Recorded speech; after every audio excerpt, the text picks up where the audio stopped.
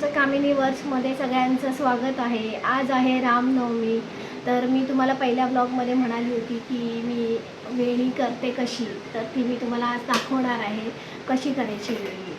तर मी तुम्हाला ती प्रोसेस दाखवते। तर हा दोरा आहे, हा आपला हारवाल्यांकडे सगळ्यांकडे मिळतो दोरा, तर तो आणायचा आणि हे असे। आता मी पूर्ण एक मोठी वेणी बनवते, माझ्या सर्व देवांवर बसतील अशी, तर ते मला एक अंदाज आहे मला की किती मोठी घ्यायची, तर मी त्या हिशोबाने अशी घेते। तर हा असा दोरा टर्न करून घ्यायचा आणि इथे एक गाठ मारायची। गाठ मारल्याच्या नंतर पुढे दोरा कट करून घेतलाय मी आधीच, तर कट करून घेतला आणि फुलं लावतात। तर ही फुलं ही सगळी एकसारखी घ्यायची, एका समान घ्यायची, एका साईजची अशी घ्यायची। मोठी घ्यायची तर मोठीच घ्यायची, छोटी घ्यायची असेल तर छोटी घ्यायची। तर मग मी आता मोठी घेते आहे। तर हे असं पहिलं एक फूल घ्यायचं, ह्या दोन ह्याच्यामध्ये असं टाकायचं आणि हा जो दोरा आहे तो असा वरून घ्यायचा आणि मग ही अशी दोरा टाकून अशी आतून गाठ मारून घ्यायची। परत बघा, परत दाखवते। असं फूल घ्यायचं, ह्या दोन ह्याच्यामध्ये दोऱ्यांमध्ये टाकायचं, फिटिंगमध्ये आता लावायचं।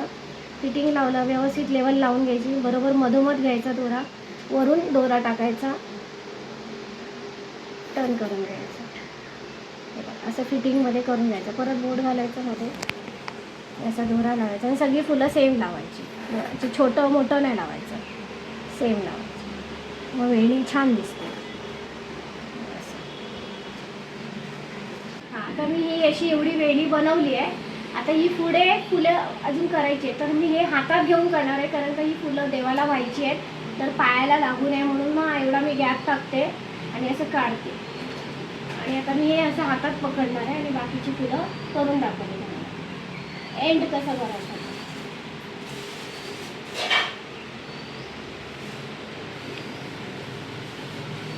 असं हातात पकडायचं। तुम्हाला सवय नसल्यामुळे जमणार नाही, मला आता सवय झाली आहे रोजची, तर कसं करायचं हातावर ते मला येतं, तर मग मी तुम्हाला दाखवते।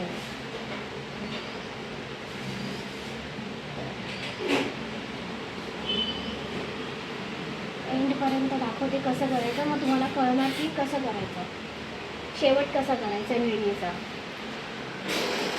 ते तुम्हाला मी दाखवते।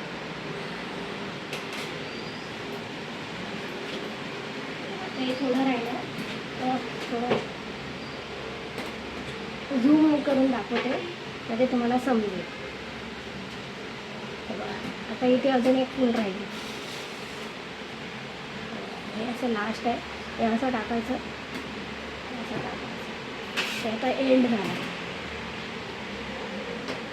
असं बोटातून टाकून हे बघा, हे असं लास्ट एंड आहे। हे असं वरती टाकलं आणि हे आपलं बोट आहे, पहिलं बोट, त्याच्यातून टाकून हे अशी गाठ मारून घ्यायची, गाठ मारून घ्यायची। हे झाला शेवट। आता हे अजून एक गाठ मारून घ्यायची, म्हणजे फूल निघणार नाही आणि वेणी अशी टाईट राहील, खराब नाही होणार। दाखवते, याचं कापून घ्यायचं उरलेला मला। तर ही अशी वेणी तयार होते आपली। झूममध्ये बघा कशी दिसते, सगळी फुलं एकसारखी आहेत, त्याच्यामुळे वेणी अजून सुंदर दिसते। ही माझी साधी वेणी आहे, याच्यामध्ये मी अजून व्हरायटीज करते। तुम्ही अजून गुलाबाची पाकळ्या अशा लावू शकता, वरती काही करू शकता, गोंड्याची पानं गोंड्याची फुलं पाकळ्या असतात त्या लावू शकता। तर मी तशी पण वेणी कधीतरी दाखवेन तुम्हाला पुढच्या ब्लॉग। अशा प्रकारे वेणी तयार झालेली आहे। तर ह्याच्यामध्ये तुम्ही अजून व्हरायटीज करू शकता, ह्याच्यामध्ये तुम्ही गुलाबाच्या पाकळ्यामध्ये अशा लावू शकता, गोंड्यांची फुलं पिवळी किंवा ऑरेंज कलरची असतात ती तोडून लावू शकता, अजून कुठलीही लावू शकता तुमच्याकडे एक्स्ट्रा। आता हे जर पिवळं फूल असेल तर मी ह्याची पाकळी करून ह्याला मॅच होत असेल तर लावू शकतो आपण, किंवा पिवळं फूल असेल आणि सफेद कलरची फुलं असतील आपली, तर ती शेवंतीची एक फुलं तर त्याला लावू शकतो, मग अजून सुंदर वाटतं। असं मध्ये पण एखादं फूल लावू शकतो। अशी वेणी तयार झालेली आहे ही।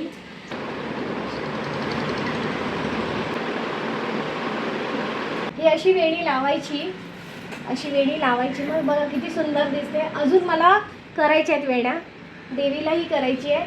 पूर्ण झालं की मग माझ्या देवाला तुम्ही बघा. तसं तर पाहिलेलंच आहे तुम्ही, पण पुन्हा एकदा बघा.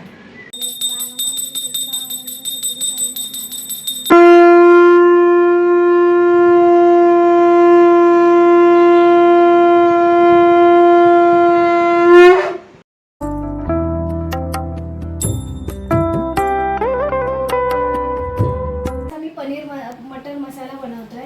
तर आजची रेसिपी आहे, मी पाव किलो पनीर घेतलाय आणि तो मी फ्राय करून घेतलाय. थोडा फ्राय याच्यासाठी केलाय की मग त्याला सॉफ्टनेस होतं, कडक होत नाही. आणि थोडं वाटण घेतलंय, त्याच्यामध्ये घेतलाय कांदा, टमाटर, आलं, लसूण आणि थोडे काजू. हे मी बॉईल करून घेतलंय आणि मग आता ते मिक्सीला लावून बारीक केलंय. तर मी रेसिपी स्टार्ट करते.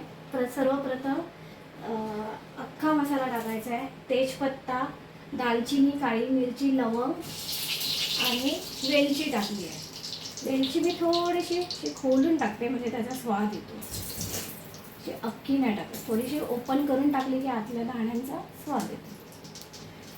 काळी मिरी, दालचिनी, त्याचा थोडासा मसाला हे झाला की त्याच्यामध्ये टाकायचा आहे कांदा. कांदा थोडा छान फ्राय करून घ्यायचा. थोडासा गॅस मीडियम ठेवून थोडा कांदा फ्राय करायचा. कांदा फ्राय करताना थोडंसं मीठ टाकायचं म्हणजे लवकरात लवकर कांदा फ्राय होईल. मी थोडासा अर्धा चमचाच टाकते आधी.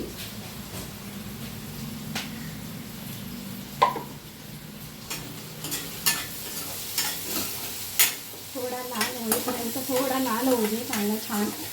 कांदा जितका फ्राय चांगला होईल तेवढी भाजीला टेस्ट चांगली येते. जरा चांगला मऊ स्किप करायचा. आता थोडा लाल होत आल्या आता थोडीशी याच्यामध्ये कोथिंबीर टाकते चवीसाठी.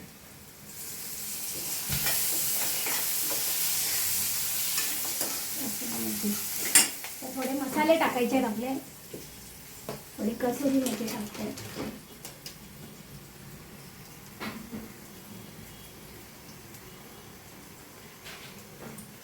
हळद टाकते. आवडीप्रमाणे तिखट टाका, तुम्हाला किती तिखट आवड. आम्हाला मीडियम लागतं म्हणून मी थोडा कमी टाकते. घरचा लाल तिखट मसाला आहे. काश्मीरी मिरची पावडर थोडी टाकते रंग येण्यासाठी. हा घरी बनवलेला गरम मसाला पावडर आहे.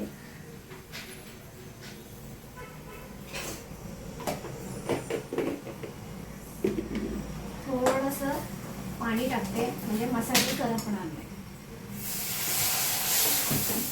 मस्त स्मेल येतोय. आता ही जी बनवलेली जी ग्रेव्ही आहे ती टाकते. कशी बनवली ग्रेव्ही? ग्रेव्ही मध्ये टाकलेला आहे कांदा, टोमॅटो टाकला आहे, कांदा, टमाटर, आलं, लसूण आणि काजू आणि थोडंसं पनीरचं तुकडे टाकले. वाटणामध्ये मी कांदा, टमाटर, आलं, लसूण आणि थोडेसे काजू घेतले, 7-8 काजू घेतले आणि ते मी उकडायला टाकले होते. आणि ते उकडून घेऊन थंड करून झाल्यावरती मी ते वाटण केलंय. वाटण झाल्यावरती आणि ते वाटण आता मी ह्याच्यामध्ये वापरलं. आणि थोडंसं भांडं थोडं धुवून ग्रेव्ही सगळे मसाले टाकून झालेले आहेत. आता एक छानशी उकळी, तुम्हाला जेवढी ग्रेव्ही आहे ती करून घ्यायची आणि एक उकळी येऊन द्यायची छानशी. तर उकळी येताना थोडं उडण्याची शक्यता असते म्हणून ती थोडं झाकण टाकते.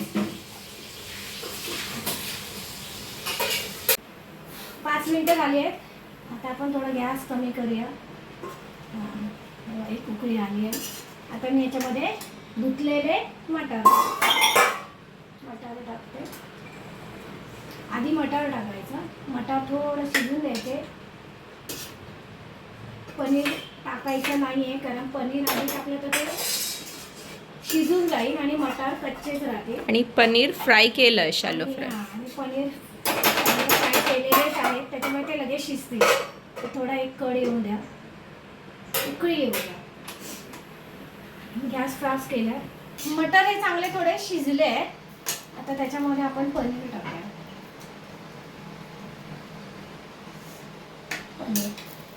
पनीरला थोडं एक उकळी येऊ दे. असं थोडं पनीर खाणार. चला आता थोडं मीठ टाकूया आपण आपल्याला चवीपुरती. अगोदर टाकलेलं आहे आपण थोडं मीठ. आता परत टाकू. एक कड आला. उकळी आलेली आहे आपल्या भाजीला. आता मी थोडीशी घरातलीच क्रीम टाकते. फ्रेश क्रीम, फ्रेशवाली मी घरातलीच टाकते.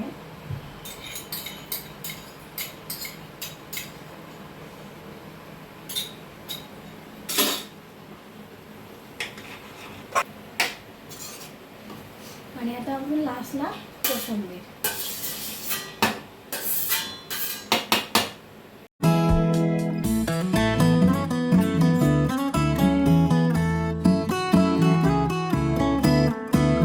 अशा प्रकारे आपली भाजी तयार झालेली आहे आणि आता जेवायला आम्ही तयार आहोत. नका वाया करू. मग पनीर मटर बनवलं आणि मजा आली खाऊन. म्हणजे शब्द नाही एवढं छान बनलंय. आणि असं कॅमेरासाठी या बहुतेक खरं चांगलं बनलंय. बिकॉज माझे सगळे फ्रेंड्स आणि फॅमिलीला माझ्या मम्मीच्या हातचं जेवण आवडतं. आणि वहिनीने खिचडी पण बनवली. वहिनीने खिचडी पण बनवली. वहिनीने खिचडी बनवली, मी चपाती बनवली. तर त्याच्यासाठी पण वा वा वा एक नंबर. पप्पांना कसं वाटलं? सगळं जेवण छान झालेलं आहे. आणि हे पनीर मटर आहे, खिचडी आहे. हे मिसेसने बनवलेलं आहे, हे सोनबाईने बनवलेलं नाही, हे माझ्या मुलीने बनवलेलं आहे. किती सौभाग्य आहे तुमचं. सौभाग्य बघा. सौभाग्य. अरे कहना क्या चाहते हो? Copy paste. That is that. आणि पप्पानी श्रीखंड आणलाय.